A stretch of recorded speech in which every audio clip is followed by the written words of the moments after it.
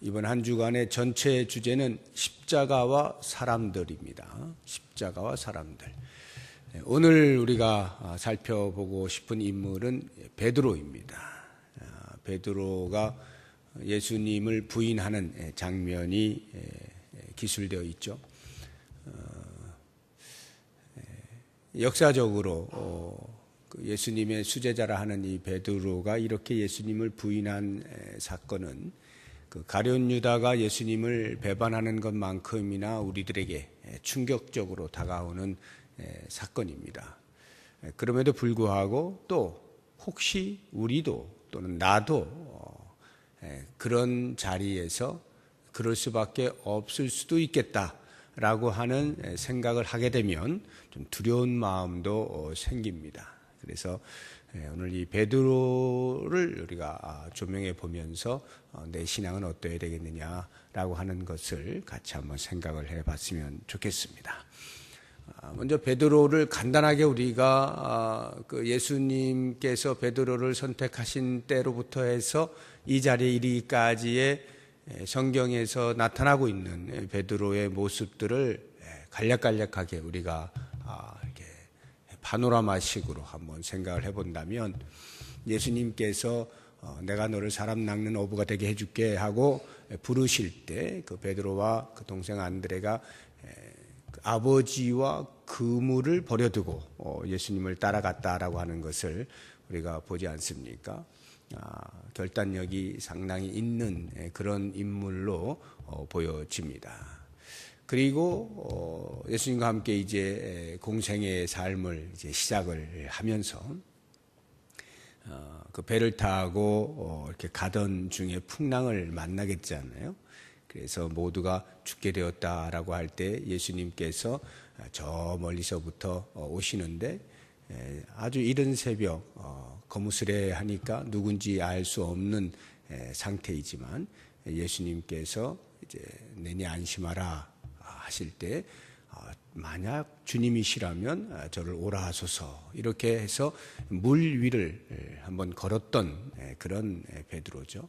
물론 이제 빠지기는 했습니다만 다시 예수님께서 손을 붙잡고 이렇게 세워주셔서 한 번 더 배에까지 가게 되어진, 풍랑을 물론 무서워하긴 했지만 그래도 과감하게 걸었던 그런 용기 있는 그런 베드로였던 것을 우리가 보게 됩니다.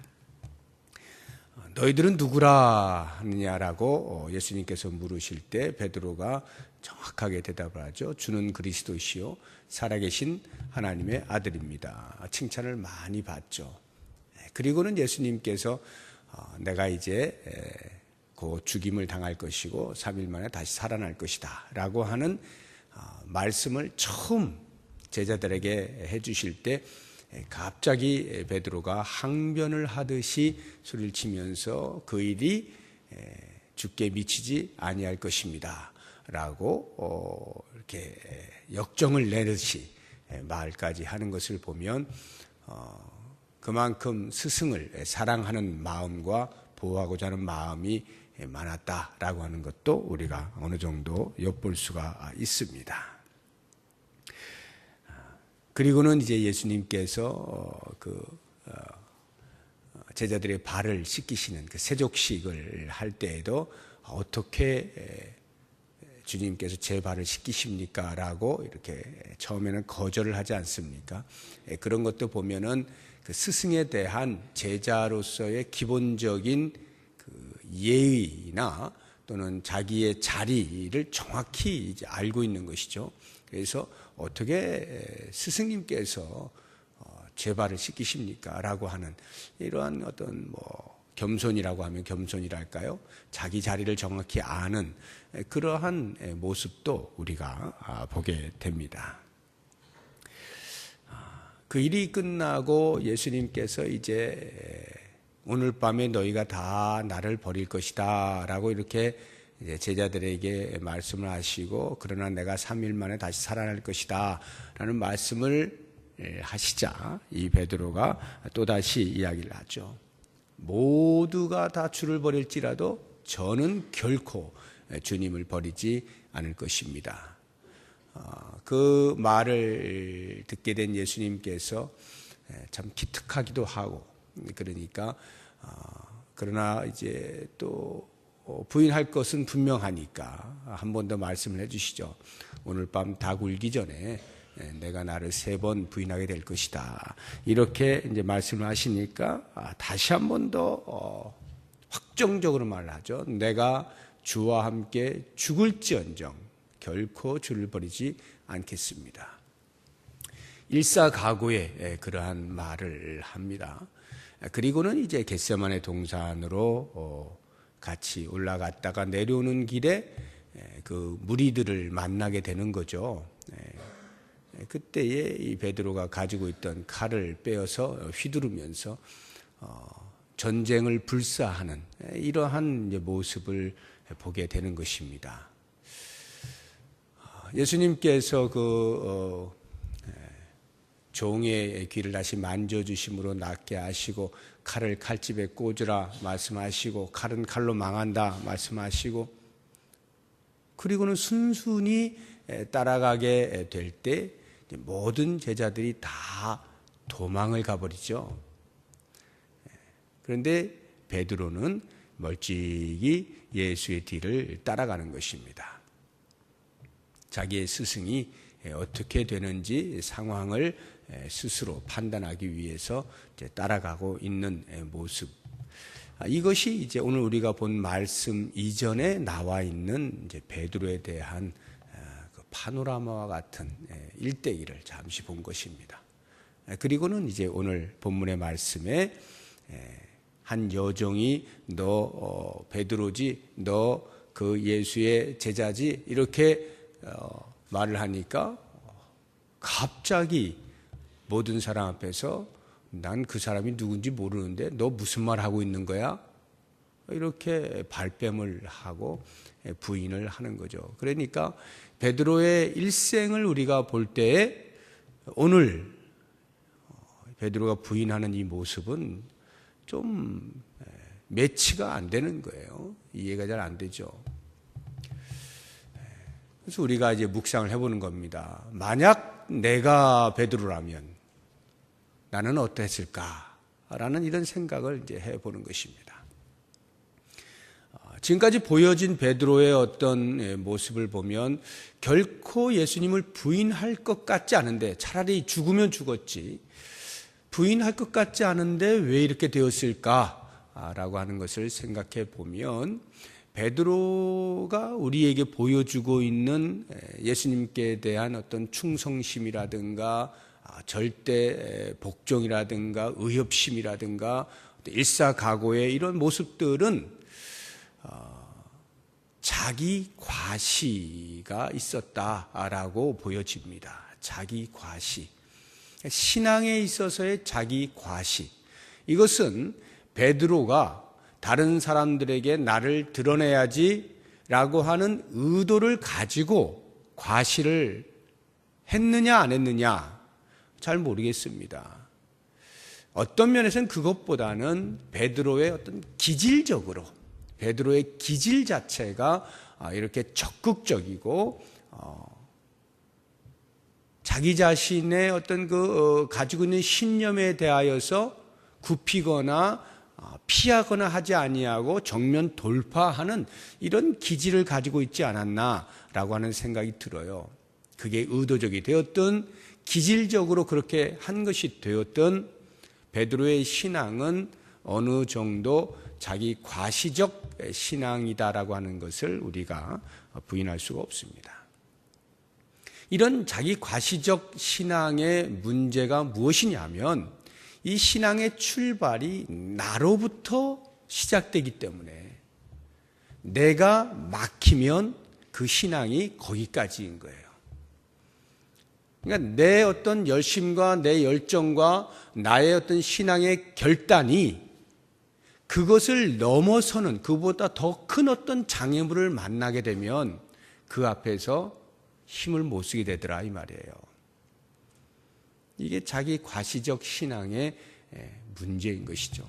베드로가 예수님께서 잡히시던 그 순간까지만 해도 벌써 칼을 휘두를 만큼 같이 죽자. 이렇게 전쟁을 불사하는 정도의 뜨거움을 가지고 있었음에도 불구하고 어떻게 순식간에 그 마음이 변해서 이렇게 부인을 할 수가 있게 되었는가.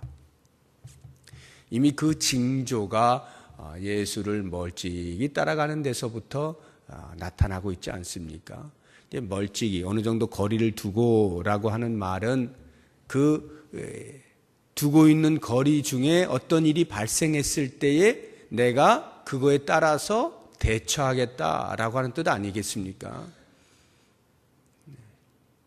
바로 옆에 붙어서 같이 죽겠다가 아니라 벌써 거리를 두었다는 것은 그 사이에 일어날 일에 대하여 내가 임기응변적으로 지혜롭게 그때그때 대처를 하겠다. 여기에서부터 이미 마음은 많이 이제 예수님으로부터 멀어진 것이고 그의 어떤 결심이라든가 결단이라든가 용기라든가 충성이라든가 일사각오의 마음들이 많이 이제 없어진 것이죠. 그러니까 그렇게 불을 쬐면서 한 여종이 자신의 신분을 노출시킬 때 순식간에 자기도 모르는 사이에 자기를 방어하는 소리를 하는 거죠. 일상적으로는 이렇게 갑자기 바뀔 수 없는 그러한 것이지만 이 베드로가 처한 이 상황 속에서는 충분히 그럴 수가 있겠다라는 생각이 드는 것이 그의 신앙이 자기로부터 출발을 하고 있기 때문에 그래서 겟세마네 동산에서 예수님께서 기도하실 때에 베드로와 요한과 야고보를 따로 데리고 기도하라 하시고 이렇게 예수님이 기도하실 때 이 제자들이 계속 기도하지 못하고 졸지 않습니까? 그때 예수님께서 그들에게 하시는 말씀이 시험에 들지 않게 깨어 기도하라는 거잖아요. 시험에 들지 않게 깨어 기도하라. 그게 무슨 말이겠습니까? 그 기도하는 시간들을 통하여서 내가 무엇을 어떻게 하겠다, 내가 예수님을 보호하겠다, 내가 예수님을 끝까지 따라가겠다라고 하는 이런 나 중심의 신앙으로부터 기도함을 통하여 성령의 인도함을 따라 그 성령의 지시 속에서 자신의 신앙을 지켜나가는 이러한 삶을 살라라고 하는 말씀 아니었겠습니까? 베드로는 거기까지 나아가질 못했기 때문에 계속 기도하는 그 조는 그것은 단순히 그 기도한 시간에 졸았다는 것이 문제가 아니라 이렇게 나 중심의 신앙이 성령 중심의 신앙으로 바뀌지 아니한 상태에서 내려가게 되니까 결국에는 멀찍이 따라갈 수밖에 없는 것이고 결국에는 예수님을 부인할 수밖에 없게 되었다라고 하는 것 아니겠습니까? 저는 이 베드로의 부인을 보면서 예수님의 그 사람들 앞에 서서 당신을 드러내는 그 모습과 이 베드로의 모습이 어떻게나 이렇게 확연하게 대조가 되는지 계속해서 안나스와 가야바가 신문을 하지 않습니까? 너가 그리스도냐 너가 뭐냐 계속 신문을 할 때 예수님께서 모든 부분에서 다 침묵하시다가 너가 하나님의 아들 그리스도냐 내가 그니라 정확하게 말씀하시지 않습니까? 내가 그니라 뿐만 아니라 나는 하늘로 올라가 하나님의 보좌 우편에 앉아 있다가 마지막 날에 다시 올 것이다. 당신의 정체성에 대하여 정확하고 분명하게 그들에게 드러내지 않습니까? 내가 그니라. 그런데 베드로는 어때요? 나는 아니라. 나는 아니라. 이러한 그 예수님과 베드로의 대조. 진리 앞에서 내가 그라고 말씀하고 있는 예수님과 그 진리 앞에서 나는 아니라 라고 부인하고 있는 이 모습.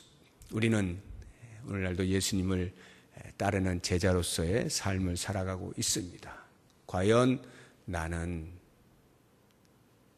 어디까지 예수님을 따라갈 수 있는가? 이 부분을 우리가 이 새벽에 좀 묵상을 해봤으면 좋겠어요. 어디까지 따라갈 수 있을까? 내게 수없이 많은 상황적 변화들이 일어나고 있는데 그러한 상황들이 때로는 예수님을 잘 믿을 수 있을 만한 상황으로, 그러나 때로는 예수님을 믿어서는 왠지 손해볼 것 같은 그러한 상황으로 여러 가지 모양의 변화가 일어나게 될 때 그 속에서 과연 나는 어디까지 예수님을 따를 것이냐라고 하는 이 부분에 대해서 우리가 한번 깊이 생각을 해보자 이 말이에요.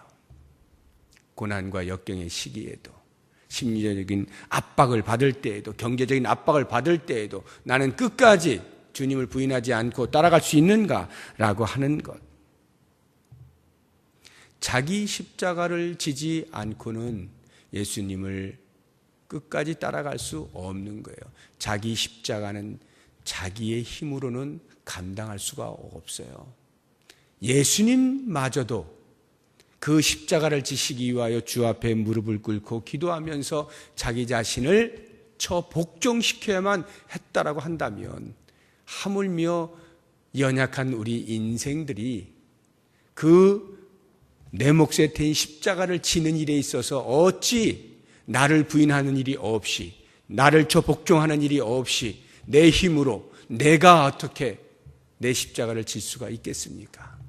그렇기 때문에 우리는 더욱더 그리스도를 부인하지 아니하고 제자된 그 길을 계속해서 걷기 위하여 내 몫에 대인 십자가를 지기 위해서는 끊임없이 기도하면서 나 자신을 부인하는 일이 먼저 있어야만 한다라고 하는 것입니다.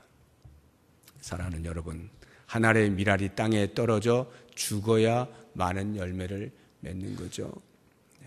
우리가 살고자 하면 결국에는 비참하고 부끄러운 모습으로밖에는 못 살아요. 그러나 죽고자 하면 거기에서 열매가 나타나게 되는 것이고 참 신앙이 나타납니다. 나는 내 신앙의 진정성을 무엇으로 알 수 있는가라고 할 때 어떠한 상황과 관계없이 예수를 끝까지 따르는 이것으로서 우리의 신앙의 진정성을 알 수가 있을 것이고, 그것은 내 힘으로가 아닌 내 안에 계신 성령 하나님의 인도하심에 순종함으로써만 가능하다는 것을 꼭 기억하면서 바로 그 일을 위해서 주님, 제가 기도의 자리를 날마다 지키겠습니다 기도하시면서 그렇게 나 자신을 복종시키고 나를 부인하고 주께서 우리에게 함께 지자고 말씀하시는 그 십자가를 지시면서 하루하루 생활하시고 끝까지 주님 곁을 지키고 주님과 함께 동행하는 복된 삶을 사시기를 주의 이름으로 부탁드립니다. 기도하겠습니다.